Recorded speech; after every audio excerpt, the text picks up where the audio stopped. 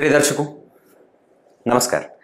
एक बार फिर से उपस्थित हूं आप सबके सामने संस्कारों की कड़ी को आगे बढ़ाते हुए। आज जिस संस्कार को लेकर के आया हूं, नाम है नामकरण, और ये बहुत महत्वपूर्ण है, तो छोड़ना मत इसे।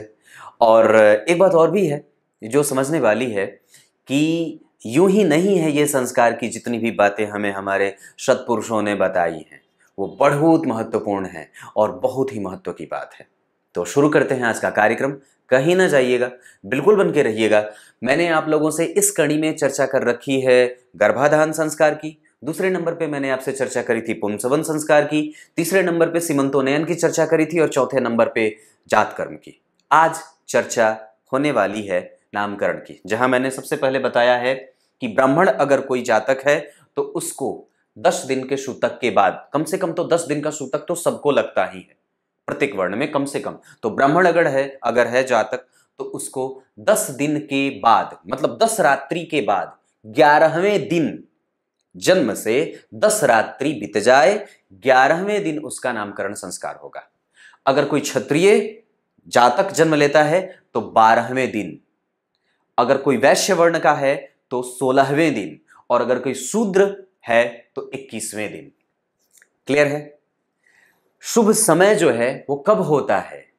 देखिए, दशमी तिथि, मैंने उदाहरण स्वरूप 1-2 तिथि लिखी है ऐसे ही। दशमी, द्वादशी और एकादशी, ये 3 तिथियां सर्वोत्कृष्ट होती हैं। कोई रिक्ता तिथि ना लेने ला। नवमी तिथि, चतुर्थी की तिथि नहीं करनी चाहिए। ये तिथियां श्रेष्ठ होती हैं। उसमें शुभ योग हो जाए, रवि पुष्य योग हो जाए, सर्वार्थ सिद्धि योग मिल जाए, गुरु पुष्य योग हो जाए, तो और भी अद्भुत बात है। प्रक्रिया क्या है?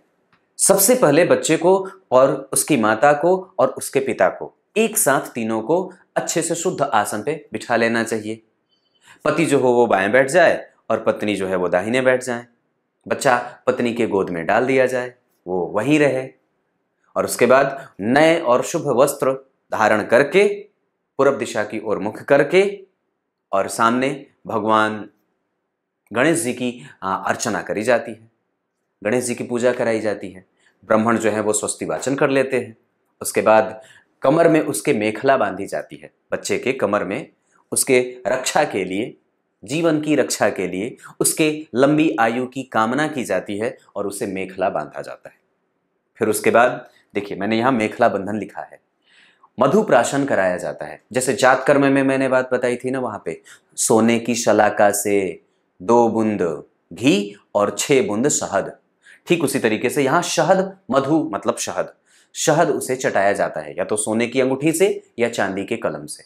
ऐसे सोना ज्यादा बढ़िया है, तो सोने के कलम से या सोने के तार से उसके जिह्वा पे मधु का लेप लगाया जाता है।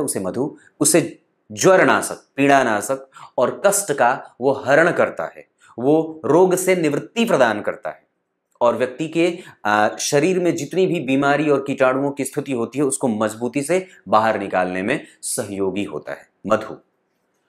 उसके बाद उस बच्चे को सूर्य का दर्शन कराया जाता है। सूर्य का दर्शन मतलब आत्मविश्वास, और उसे परमात्मा का साक्षात जो नारायण है उसका दर्शन कराया जाता है। उसके बाद भूमि से स्पर्श उसका कराए। ये अन्नप्राशन के ही अंतर्गत है। ये सब जो जितनी भी विधियां हैं ये सब नामकरण से पहले कराई जाती हैं, तब अंतिम में नामकरण होता है। जिस दिन नामकरण होगा उस दिन मेखला बंधन होगा, उसी दिन मधुप्राशन होगा, उसी दिन सूर्य दर्शन होगा, उसी दिन भूमि स्पर्श होगा, और तब अंतिम में वो पंडित जी जो आपके यहाँ आए हैं वो बढ़िया से सुंदर या तो आप चंदन की लकड़ी से, अनार के कलम से, या कोई शुद्ध पेन जो मिल जाए, जो मोर के पंख से भी उसको भोजपत्र वगैरह पे भी लिखा जाता है।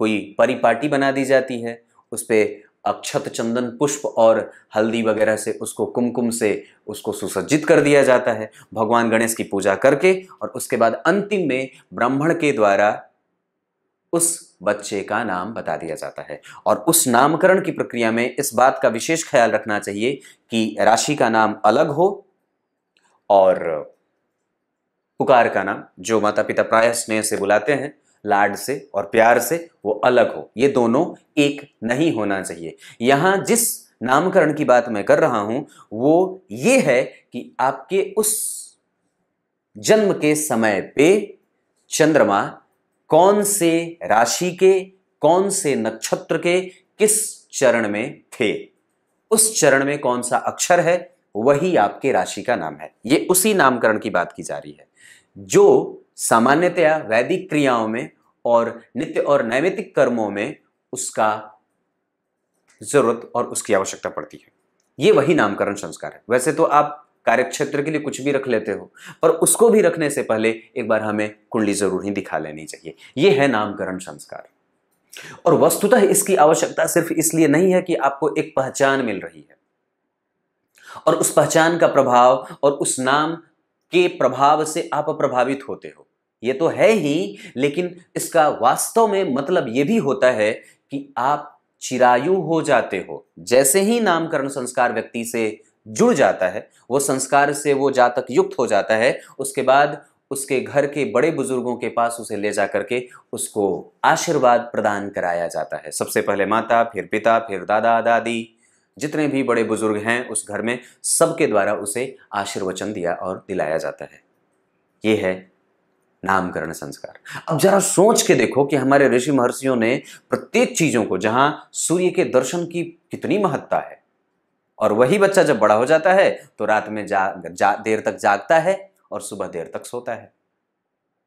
भूमि का स्पर्श कराया जाता है, मतलब उसमें उसी समय से ये संस्कार डालने की प्रक्रिया वहीं से शुरू हो जाती है कि सुबह उठ करके सबसे पहले भूमि का स्पर्श करना चाहिए, अपने हाथों को जोड़ करके, और भूमि पर पांव रखने से पहले उसे माथे से लगाना चाहिए। यह संस्कार है। हाँ हाँ बिल्कुल।